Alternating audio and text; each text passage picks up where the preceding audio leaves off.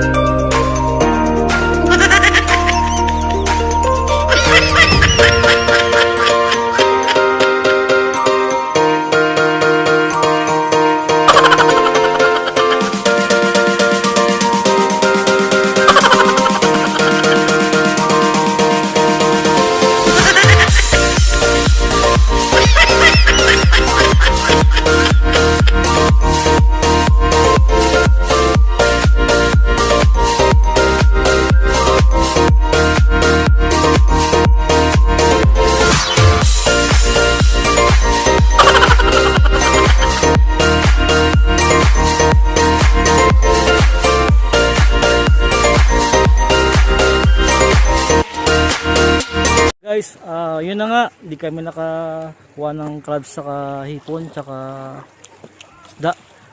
Pinakyaw na pala ng mga namimili sa sa Pantalan. Ngayon dito kami sa sa resort, balik kami sa resort. Buti nakabili kami ng mga pangbili ng mga pang breakfast. Pero yung kapatid ko baka makakabili ng manok o kaya ng mga kahit breast chicken na lang. Walang stock yung resort nito. Kaya magbili na lang talaga kami ng pagkain sa labas. Kaya hanap muna.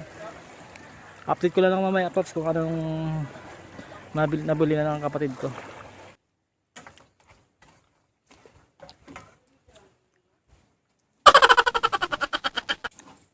Sayang biglang yung TV.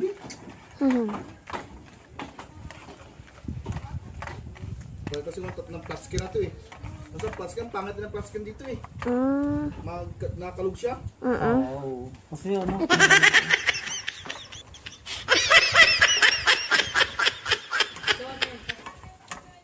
Pero saan ako dyan TV kasi ang laki nun. Hindi ako bili yung dito. Kaya nga po, bumaba sila doon. Yung kanila medyo maliit.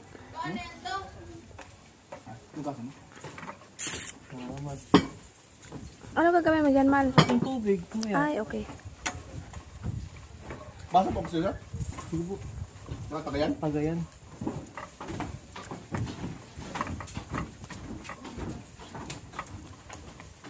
Nirecord mo lang?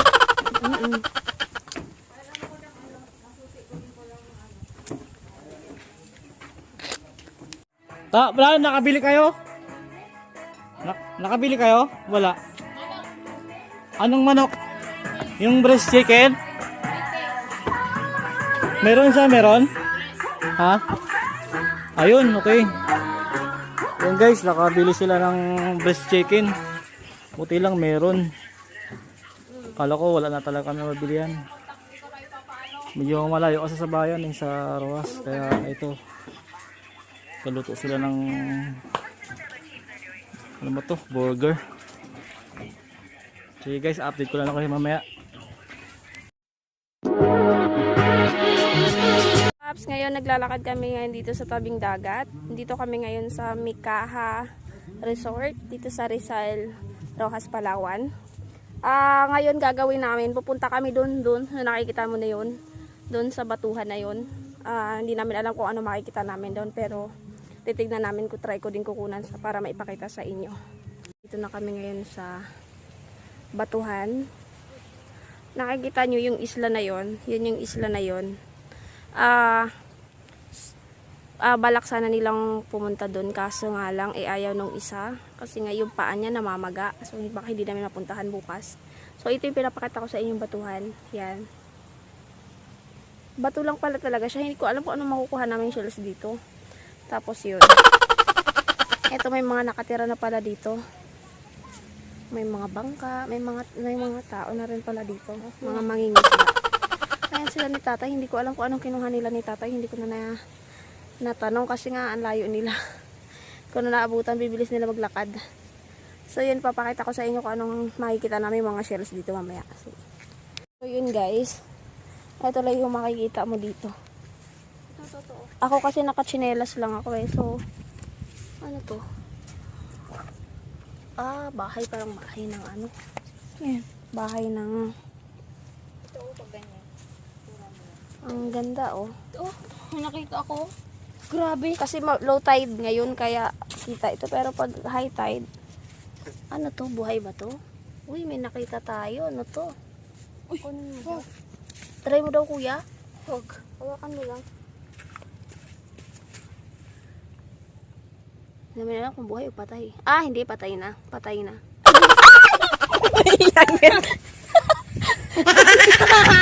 Guys, nagulat ako doon. Ay, ang bilis ako takbo. Walang hiya. Ay, ninahabol ni Diyos. Ay, Diyos ko.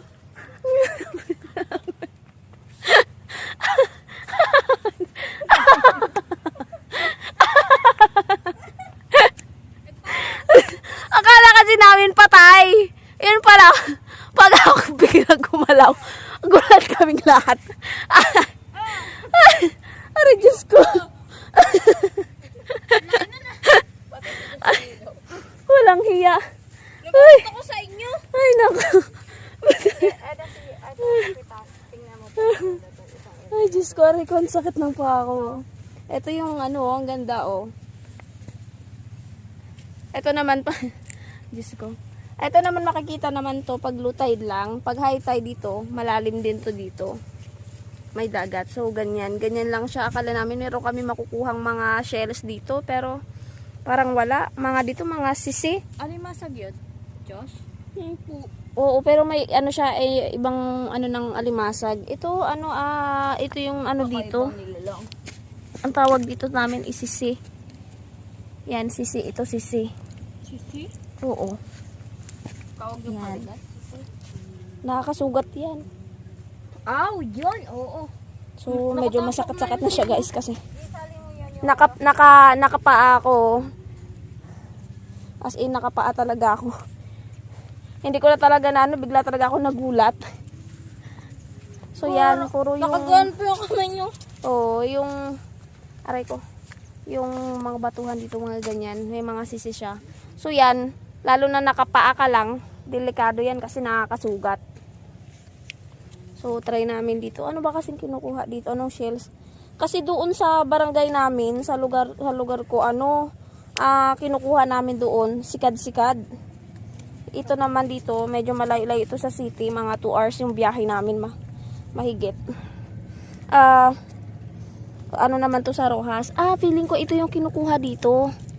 Ito guys, ito yung feeling ko, ito yung kinukuha dito. Yan nga yan. Mga ganitong shells. Pero, hindi ko alam kung anong pangalan nito. Kasi sa barangay namin, hindi ko alam.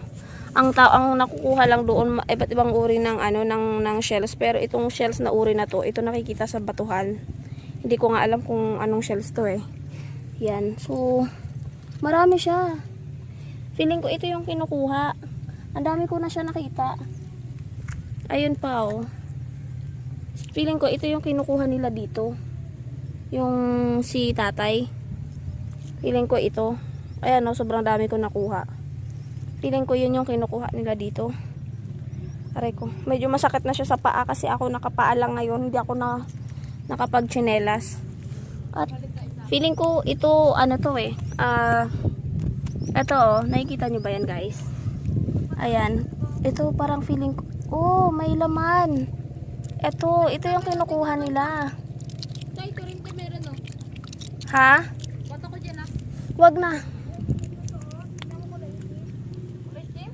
So, ito yung nakuha ko. Ayan. Ang tawag. Hindi ko alam kung anong tawag nga nito. Ti Karen. Ito bagasay. Ito bagasay. So, may... Aray ko, medyo masakit siya sa paa talaga. Kasi nga matutulis yung mga bato. Lalo na nakapaa lang ako.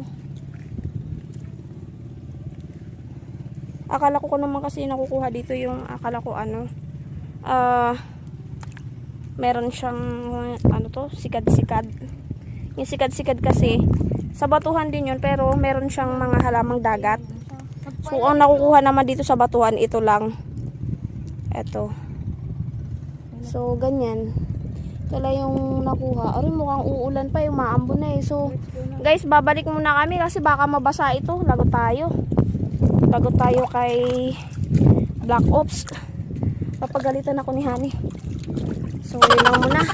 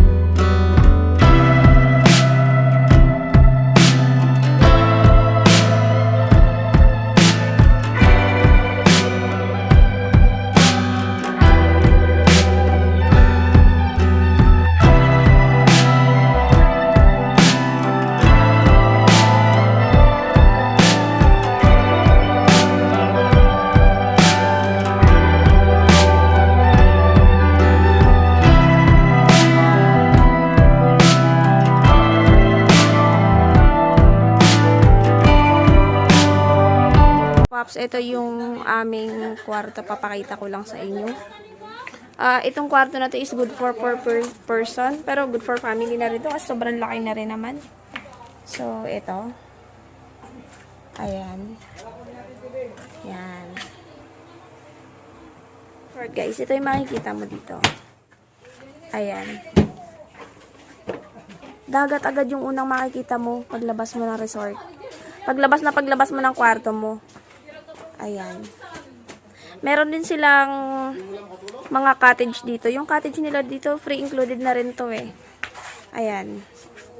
Tapos, ang kinaganda dito, katabi lang namin yung function hall. Pwede ka mag-rent dyan. Ang rent ng ano nila. Kuya, yung ano ba, yung rent ba ng ating karaoke, may limit na time? May limit na time yung rent ng karaoke? May limit na time? O ano? Pag sa tokens po tayo, isang hanggang 10 PM lang po tayo kasi nga po, mga kapitbahay tayo. Pero kapag umaga, alas 6 pa, alas 5, bira na kayo, okay lang problema. Okay, sige po. Thank you, kuya. So, yun daw, guys. So, pwede mo i-rent yung ano nila. Ito yung, ano yung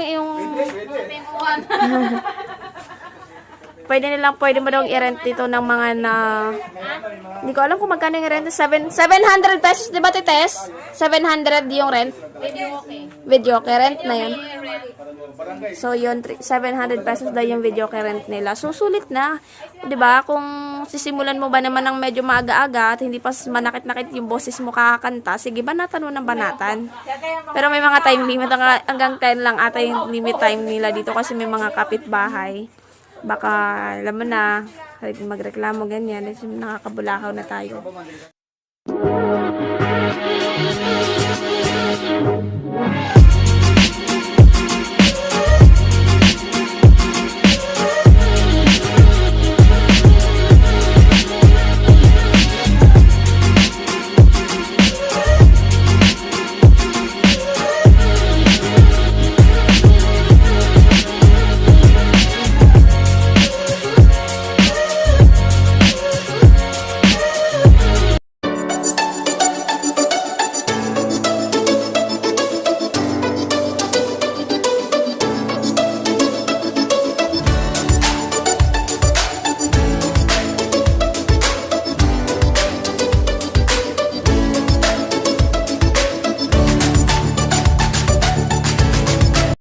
what's up mga paps, natuloy din, nakabili rin kami ng alimango. Bali kasama ko yung sister Choco tsaka yung pamangkin Choco tsaka si Honey. Kaya kahapon kasi pinakyaw kasi ng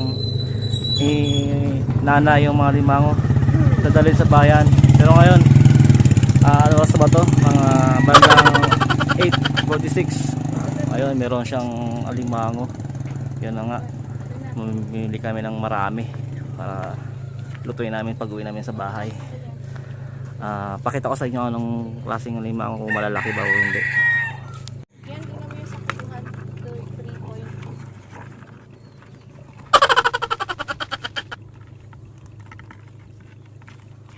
Sige, yan na lang. 3 point, ano yan? Yun na nga paps, nakabili kami kilo niya, no? 3.1/4. Bali ano yung lahat, 630 binili namin. Bali 3 kilo yon. Ito mga, wala pa mga kain niya, no? Mga gutom na yan. Wala pang ligo. Yan sila, oh. Kukulit sila, di ba? Basta pala dito pag ano, pag gumising ka ng maaga, peaceful tsaka di maingay. Hello mga paps, ito na po yung nabili namin na limango. Halaga pala to, ano? 630, 660, 660. Ito, Buhay pa yan. buhay pa siya. Dating na yung bangka. Update ko na lang sa inyo mamaya.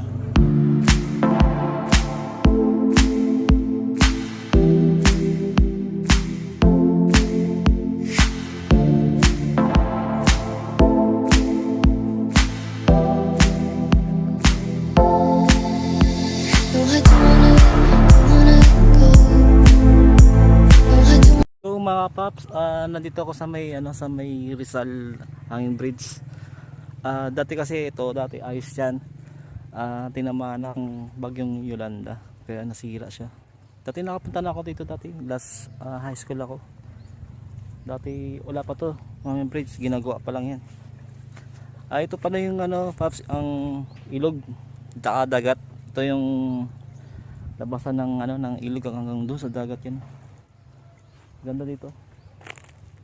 Problema lang dito pag sa gabi, alas 7 ng gabi tulog na sila. Nababalitaan natin dito, may dating nagkaroon data ng bampera. Ewan ko kung totoo. Kasi medyo baro pa kasi ito eh.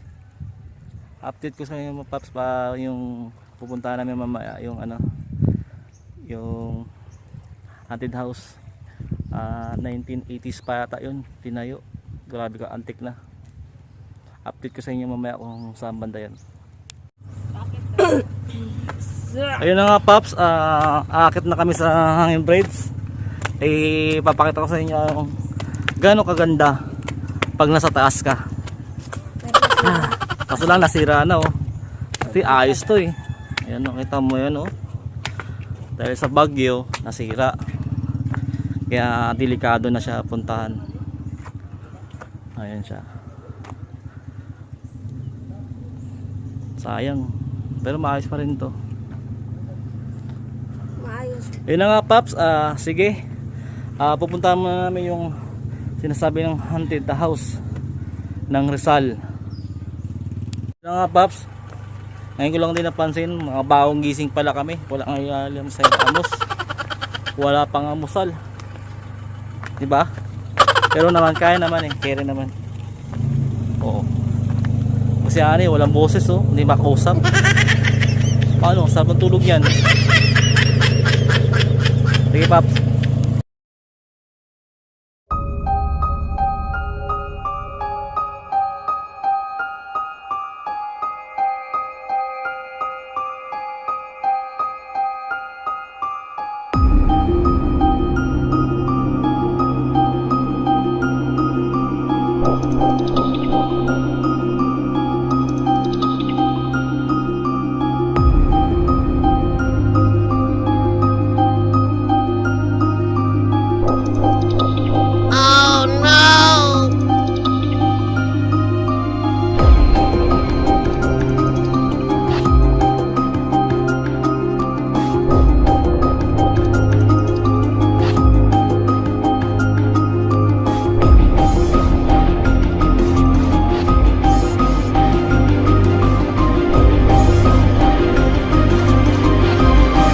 Paps, nandito na tayo sa area na sinasabing haunted house. Ayan na po siya, oh. Yan. Bali, ano to, 1980s pa to tinayo ata, 1960. Inabandon na lang siya ng mayari yan. Bata pa ko, dyan pa rin yan siya. Walang nagbago. Subukan natin, Paps, baka makapasok tayo sa loob. Kasi medyo sinaraduhan ng mga pinto. Ayun na nga, yun oh. Ganda siya. Pwede siyang gawing ano, nakakatakot na pelikula. May bumagsak na anyog. Sige, Paps, tingnan natin makapasok tayo doon.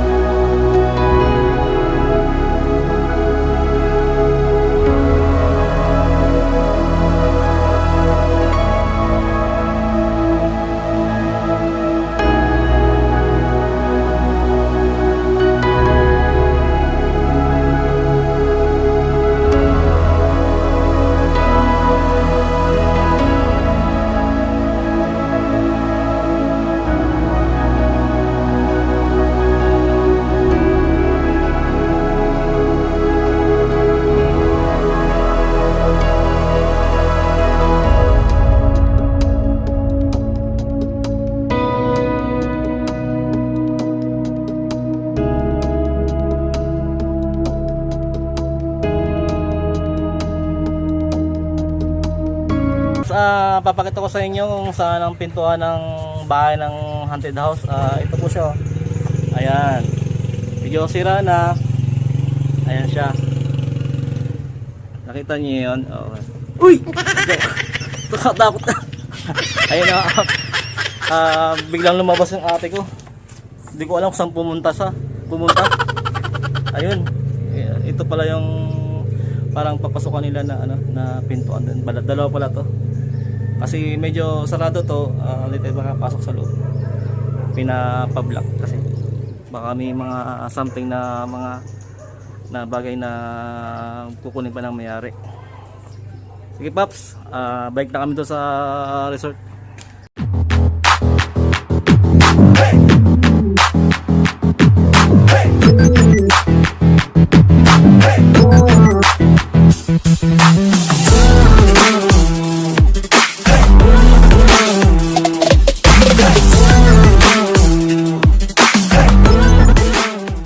Mga Paps, dito na rin kami sa resort, nakabalik na rin kami. Okay na rin pala yung breakfast namin, naka-ready na. Kakain muna kami para mamaya magbabiyahe na kami mamaya, para makauwi na rin. Kasi medyo pagod-pagod na rin. Pero babalik kami dito sa ano, sa resort nito. Kasi yung mayroon silang sandbar dito na maganda, malaki daw eh. Tsaka yung isang isla doon. Pwede ka daw manguha daw ng mga tirik tsaka ano, mga isda, mga wilba. Susunod kasi hindi namin pinaghandaan. Maganda pala talaga dito. Tahimik siya. Maganda.